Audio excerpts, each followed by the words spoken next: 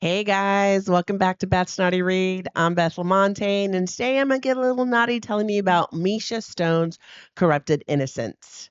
Before I jump into the book, I want to give you guys my regular reminder to please go out and follow me on all the social platforms. You can find me on Instagram, TikTok, and Facebook under Beth's Naughty Reads. Also, please take a moment to thumb up this episode, and if you haven't already, subscribe to my channel so that way you get notified when new episodes are released. Also, same favor as last week. I'm still trying to get 100 new subscribers to my channel so that I can get my new wallet that my husband has promised me. If you're not sure what I'm talking about, please go check out episode number 24 so that you can get a better understanding of what I'm trying to accomplish. So today we're going to be looking at, like I said, Corrupted Innocence by Misha Stone. Misha is a USA Today best-selling romance author. Misha has a deep love for romance stories involving the darker side of romance and love. She prefers her stories to have a possessive, dominant hero with feisty heroine love interest. Like I said, again, we're looking at Corrupted Innocence. If you like your heroes dangerous, your heroines fighting their past, and a love story that pushes boundaries, buckle up because that's what you're going to find in Corrupted Innocence. Corrupted Innocence is a dark mafia romance and is book one in a 6-book series called The Innocent Brides. A couple trigger warnings I want to tell you about. Nothing compared to last week's The Sinner, so these are walk in the parks comparatively. However, nonetheless, the book contains some trauma references, some possessive behavior and aggressive dominance, and emotional manipulation themes. Forgive me, my cat seems to be hijinksing around here like he just had some catnip. So sorry for the distraction.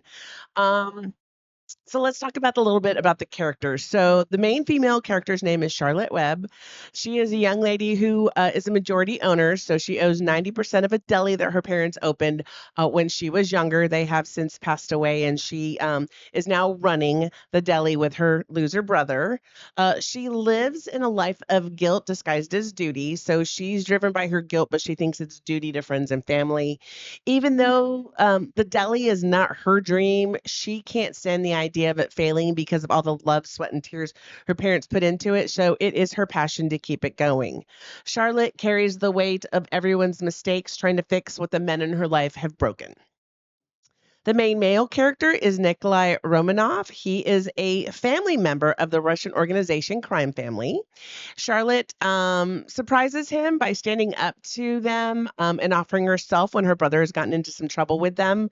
He realizes immediately she isn't your typical plea for mercy. She's calm, terrified, but determined, and her courage fascinates him to the point where he just needs to know more about her. He sees her as someone willing to sacrifice herself without begging, so he really wants to see how deep that goes. When the story opens up, we are in the deli that I mentioned, and we are finally meeting her brother Oliver, her older brother Oliver, for the first time. He is 10% owner in the deli and is supposed to be coming in on a regular basis to help run the deli. However, he normally does. He, for some reason, Miracle of Miracles has shown up today, she thinks to help, but really it's to pull her aside and ask her for a favor. Oliver explains that once again, and notice I said once again, he needs help repaying a debt he took out. Oliver proceeds to tell her that he borrowed $250,000 from the Russian mob for a great investment opportunity. I don't know. If you have to borrow it from the mob, I don't know how great of an investment it really is, but he just is telling her that he needs enough money to hold them off, to hold them over. So he is asking for $10,000 from her just to give him some time to gather the rest of the money together. After some back and forth, she relents and says that she will help him by giving him the $10,000. He proceeds to tell her that they will be coming to the deli the very next day for payment. And so he needs her to really have that money ready. However, in true loser brother fashion, the next day when the guys come to collect, Oliver is nowhere to be found, leaving Charlotte to hold the bag and deal with the mob collectors on her own. Nikolai, who is the brother and right hand man of the big boss, is before this interaction, he is bored with his life. He basically is like, you know what? I do the same thing day in out. I'm violent. I'm mean. Life is so boring. I'm going to go on this run and just try to have some fun with these people as we scare them. However, after he goes, and after hearing about the ways Charlotte, after hearing about the ways that the mob can get their money back, she ends up offering herself in the place of her brother's life and the debt he owes. With this arrangement, Charlotte is thrust into Nikolai's world of power and violence, and the two must learn to navigate not only their external dangers, but the dangers of giving in to their feelings for each other and the impacts, because it will definitely have impact on both their lives because he lives in such a dangerous world. I have a couple excerpts from the book just to give you a little bit of insight. The first one is when Charlotte is meeting with Nikolai and his two thugs for the first time, talking about her brother and the ways he's able to possibly pay them back. So if your brother doesn't have the cash, we help him along. The insurance on a place like this would cover his debt to my family. My family? My mouth dries. He's not just a Romanov thug, he's a fucking Romanov. After the realization passes, I understand his meaning. They'll destroy the deli to get the insurance payment. No, you can't. I stand straighter, my voice rises. You will not touch this place. My parents worked too damn hard for this place for it to be destroyed by these guys. Do you have the money for me? The full amount? His eyes pin me in place. A warmth runs through my veins beneath his scrutiny. Unlike when the other two guys looked at me when I felt nothing. We could kill him. The left side of his mouth, his full lips, kicks up. Life insurance money is as good as any other money. No, I almost shout. Don't. Please don't do that. I sound pathetic, but I'm not exactly packing anything that will protect me against these guys. What would you do to keep your brother safe? To keep the shop open and running? He takes another step towards me and then another until my ass hits the edge of the deli counter and I can't retreat any further. So I think this is when she really starts to understand kind of what she's dealing with and potentially what she's gotten herself into. This next excerpt is after she has sacrificed herself and offered herself up to him, and she is now living with him. She goes to work every day, and this is after a really long, busy day. She's exhausted, and she just decides to take a hot bath. But she has just gotten busted after having a little me time, if you will, in the bathtub by Nikolai, and has dropped to her knees to distract him as in a way to also ask for forgiveness. Huh? Oh, fucking tease, he growls and grabs my head, a hand on each side. Open wider, Charlotte. It's the only warning I'm given before he drives his cock straight into my throat. I sputter, but he doesn't care. He pulls back just enough to allow him thrust forward again. I press my hands against his muscular thighs for balance, and he resumes control and fucks my face as hard as he pleases. Somewhere in me, I know I should hate him for this, for taking what I wanted to give and then taking even more. But heaven help me, I don't. I love this. I want this. I want to curl up under the power he wields over me and let him take me whenever he wants. Fuck, he grunts through his teeth. I'm going to hurt you like this. Get up. I get to my feet and he grabs me by the back of my head, fisting my hair at the scalp, and pushes me against the shower glass wall with his body. Nikolai, I breathe. Oh no, Charlotte. You've had your fun. This is all about me. If you come again, I'll spin you around and fuck your ass dry. It will hurt and you'll feel it for days. So really, I suggest you be careful. He's not bluffing. Nikolai never does. No matter how bad it is, he always tells me the truth. And I'm sorry, guys. I laugh because out of the corner of my eye, I can totally see like Greg's eyes getting as big as bowls when he hears me say things like, I'll fuck your ass dry. It's really funny. It's ridiculous. I don't even know how some of these things are written. Well, you don't have to know how. You just have to. Like, you guys.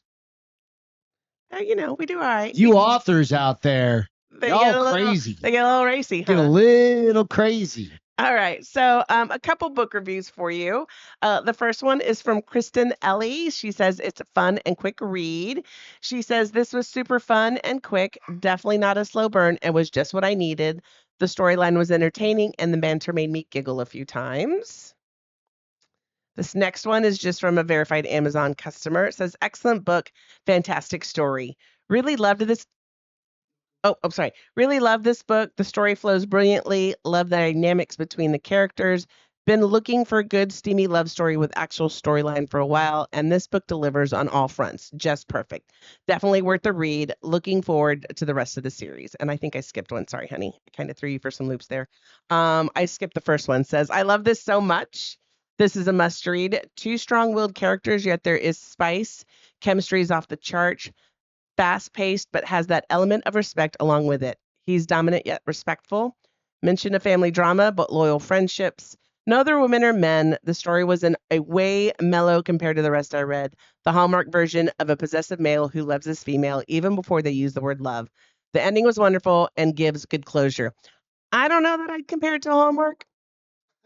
I mean, I feel like it's a little rated X for Hallmark, but hey, to each their own thoughts.